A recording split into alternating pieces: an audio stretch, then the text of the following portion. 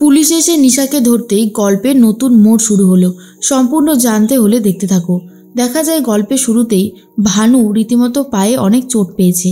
নিশা তখন বলে, দেখ ভানু, এখন আমরা সব কিছু মুখ বুজে সহ্য করে নিই। যত আঘাত আছে ততই বেশি আঘাত, কিন্তু আমাদেরকে এখন মাথা ঠান্ডা রেখে শেষ কাজটা করতে হবে। ঋষিকে ভিখারি বানাতে গেলে যা যা স্টেপ দরকার, প্রথম সবকটা স্টেপ কিন্তু আমার পূরণ করা হয়ে গেছে। আর এখন বাকি রয়েছে লাস্ট স্টেপ, সেটা হচ্ছে ডিজিটাল লকারের পাসওয়ার্ড। একবার যদি ওই পাসওয়ার্ড আমি জানতে পেরে যাই, তাহলে আর কোনো ব্যাপারই থাকবে না। এর মধ্যেই উজিত বাড়িতে এসেছিল, আর ঋষিদের বাড়িতে এসেই দেখতে পায় পুলিশ বাগান থেকে বাথরুমের ভাঙা কাঁচ উদ্ধার করে আর বলে, এই ভাঙা কাঁচগুলো বাগানে পেলাম, আর যেদিকে পাওয়া গেছে সেদিকেই হচ্ছে গেস্ট রুমের বাথরুমটা ছিল। তখন কাকুমণি বুঝতে পেরে যায় গেস্ট রুমে তো ছিল জ্যোতি, তাহলে কি ও বাথরুমের কাঁচ ভেঙেছে? তখন যখন জিজ্ঞেস করে জ্যোতিকে, জ্যোতি স্মার্টলি বলে, কই, আমি তো জানি না, আমি তো সেভাবে কিছু লক্ষ্যই রাখিনি। কেন বলুন তো, বারবার আমাদেরকে সন্দেহ করা হচ্ছে। তখনই ঋষির বাবা বলে, থাক থাক, এখন আর কাউকে সন্দেহ করতে হবে না। ঠিক আছে বৌমা, তুমি যাও, ভেতরে যাও, খেয়া তোমাকে অনেকক্ষণ ধরে খুঁজছিল। এরপরেই দেখা যায় যে উজি তাড়াতাড়ি করে ফোন করে নিশাকে আর বলে, দিদি এদিকে কিন্তু পুলিশ এসে তদন্ত করা শুরু করে দিয়েছে। বাড়িতে পুলিশ প্রচুর পরিমাণে রয়েছে, সব জায়গায় তন্ন করে সার্চ করছে। তুই যদি আর বাড়াবাড়ি করিস, আমি কিন্তু এরপরে তোকে আর বাঁচাতে পারবো না। সেই জন্যই বলছি, অন্তত দয়া করে তুই নিজেকে একটু সামলা। তুই যদি এত বাড়াবাড়ি করতে থাকিস, তাহলে একটা সময় পর আমি আর তোর জন্য কিছু করতে পারবো না। তখনই নিশা বলে, আরে তুই এত চিন্তা করছিস কেন? তুই আমার জন্য শুধু ওই হেল্পটা করে দে, যেভাবেই হোক না কেন তুই আমাকে ওই পাসওয়ার্ডটা জোগাড় করে এনে দে। তারপরে সমস্ত দায়িত্ব সামলানো আমি করে নিচ্ছি, কিন্তু পাসওয়ার্ডটা যেভাবেই হোক জোগাড় করে দে। তারপরেই উজি বলে, আমি জানি না তুই কেন বুঝতে পারছিস না, ধরা পড়লে কিন্তু তুই আর বেরোতে পারবি না। এই বলেই ফোনটা কেটে দেয়। তখনই পেছন ঘুরে দেখে খেয়া দাঁড়িয়ে রয়েছে, আর উজি তখন ভাবে, সর্বনাশ, তাহলে কি খেয়া সব কিছু শুনে নিল? এরপর খেয়া তখন বলে, বৌদি ভাই, তুমি কোথায় গিয়েছিলে? কখন থেকে আমি তোমার জন্য অপেক্ষা করছি। এই বলেই উজিকে জড়িয়ে ধরে আর খুবই কান্নাকাটি করতে থাকে। তখনই উজি বলে, তুমি কেঁদো না, আমি আছি তো তোমার সাথে, চলো আমি তোমার ঘরে যাব।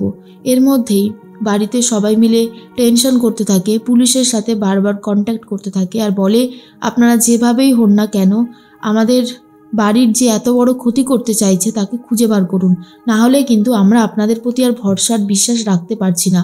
অফিসার বলে, দেখুন, আমরা তো ট্রাই করছি, যেভাবেই হোক না কেন ট্রাই করছি, একটু সময় তো আমাদেরকে দিতেই হবে। যদি আপনারা একটু সময় না দেন, তাহলে আমি কি করব।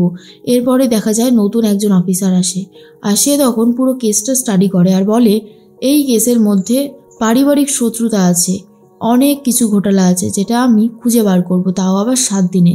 আর যে অপরাধী, তার সাথে আমি ঠিকভাবে কথা বলে তাকে যে এমন ফাঁসাবো আর তারপর অ্যারেস্ট করব, সে ভাবতেও পারছে না তার জন্য ঠিক কী আছে। আর এটা কিন্তু বোঝাই যাচ্ছে এই কিন্তু ভবিষ্যতে হতে চলেছে আমাদের নিশার নায়ক।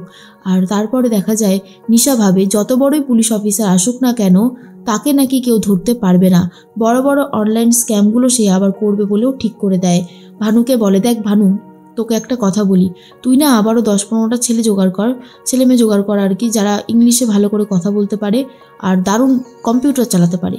আমি ভাবছি এই বাড়ির বাংলোতেই, মানে নিচে, আমি একটা আবারও সেট আপ বানাবো, আবার অনলাইন স্ক্যামগুলো শুরু করে দেবো। ভানু তখন বলে, নিশা তোর পুরোপুরি মাথা খারাপ হয়ে গেছে, আমি বুঝতে পেরে গেছি তুই যেটা করছিস সেটা যে কত বড় রিস্কি কাজ তুই হয়তো ভুলে গেছিস। তখনই নিশা বলে, আরে রিস্কির কি আছে, এত বড় একটা সোসাইটিতে যেরকম স্ক্যাম হতে পারে সেটা কেউ ভাবতেই পর্যন্ত পারবে না, তুই দেখ না বাকিটা আমি কি করে সামলাই। ভানু বলে, আমার কিন্তু প্রচুর নার্ভাস লাগছে, টেনশন হচ্ছে আমার, তুই আর কত কি করবি। নিশা বলে, দেখ, মাঠে যখন নেমেছি তখন এই কাজটা তো আমাকে করতেই হবে, আমি কোনোভাবেই পিছিয়ে আসবো না।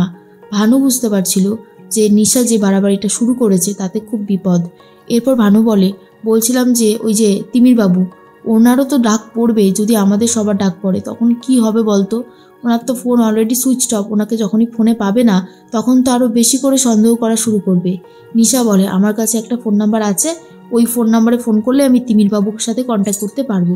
আরে তুই এত কেন ভাবছিস? প্ল্যান যখন আমি করেছি তখন দায়িত্ব সহকারে আমি সবটা সামলে নেব, তুই শুধু আমার পাশে থাকিস ব্যাস, তাহলেই হবে। এরপরে খেয়ার সাথে কথা বলতে থাকে শোভা দেবী আর উজি, আর বলে, খেয়া তোমার কি হয়েছে?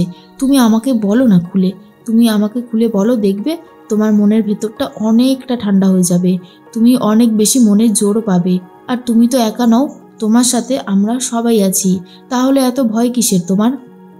খেয়া ঠিক করে বলবে। ঠিক সেই মুহূর্তেই চলে আসে মাসিমণি আর দীপ্তি। মাসিমণি এসে বলে, খেয়া শুনলাম তোর নাকি শরীরটা ভালো না, কই দেখি দেখি, সত্যি তো অনেক জ্বর এসেছে, ওষুধ খেয়েছিস তো? এরপর পৃথা বলে, জানো জ্যোতি, এই খেয়া তো আমার কাছেই মানুষ হয়েছে, ওর মাসিমণি ছাড়া অন্য কারুর সাথে চলতো না, ও এতই ভালোবাসে ওর মাসিমণিকে, তাই না? বল বল খেয়া। এরপর মাসিমণি তো আবারও ফিরে যায় রান্না করার কাজে। আর দীপ্তি তখন বলে, সত্যি ভাই, এই বাড়িতে তুই তো হলি আমার সব থেকে প্রিয় বন্ধু, বল তুই আমাকে বল না কি হয়েছে। কিন্তু বাবার এই কুকীর্তি কী করে মেয়েকে বলবে, তাই দীপ্তির সামনেও কিছু বলতে পারে না। আর খেয়া তখন বলে, বৌদি ভাই আমি তোমাকেই সবটা বলবো, আমার সাথে কি অন্যায় হয়েছে আর অন্যায়টা ঠিক কে করেছে। তখনই খেয়ার কথা শুনে উজি বলে, আমিও চাই তুমি সবটা বলো, যে আসল অপরাধী সে একটু শাস্তি পাক, তার জীবনে শাস্তি পাওয়াটা খুব জরুরি, সে যদি শাস্তি না পায় তাহলে তো সব কিছু ধামাচাপা পড়ে যাবে, তার শাস্তি পাওয়াটা খুবই জরুরি। এরপরেই তখনই খেয়া সবটা বলতে থাকে আর তার মধ্যে চলে এসেছে ঐশী। ঐশী এসে বলে, কিরে শুনলাম তোর নাকি খুবই শরীর খারাপ, করে দেখি দেখি, দেখলি গাটা জ্বরে পুড়ে যাচ্ছে। আরে বাবা তুই রেস্ট নে, তুই এত কথা বলিস না। আর জ্যোতির দিকে তাকিয়ে সন্দেহ করতে থাকে, কারণ গেস্ট রুমের বাথরুমের জানলাটা ভাঙা ছিল, আর সেই জানলা ভেঙেই কি তবে জ্যোতি গেছিল? এই প্রশ্নের উত্তরগুলো জানতে চাইছে ঐশী। কিন্তু অলরেডি যে জ্যোতির দিদি, এমনকি অচ্যুতানন্দ, তিমির বাবু সবাইকেই সন্দেহ করছে সেটা সবাই বুঝতে পারে। এর মধ্যেই চলে এসেছে ঋষি। ঋষি এসে বলে, কই দেখি দেখি আমার বোনটার কি হয়েছে, জ্যোতি তুমি বরং ওর সাথে আজকে থাকো। তখনই জ্যোতি বলে, আমি আজকে রাতে ওর সাথেই থাকবো, ওর কোনো ক্ষতি হতে দেব না, আমি সবসময় ওর পাশে আছি। তখনই দুর্জয় আড়াল থেকে দেখে আর ভাবে, না না, যেভাবেই হোক আমাকে সত্যিটা বলতেই হবে। সত্যিটা যদি খেয়াকে না বলি, তাহলে খেয়া যদি অন্য কাউকে সত্যিটা বলে দেয়, তাহলে তো আমার পর্দায় একেবারে ফাঁস হয়ে যাবে। যা করার অনেক তাড়াতাড়ি করতে হবে, হাতে সময় অনেক কম।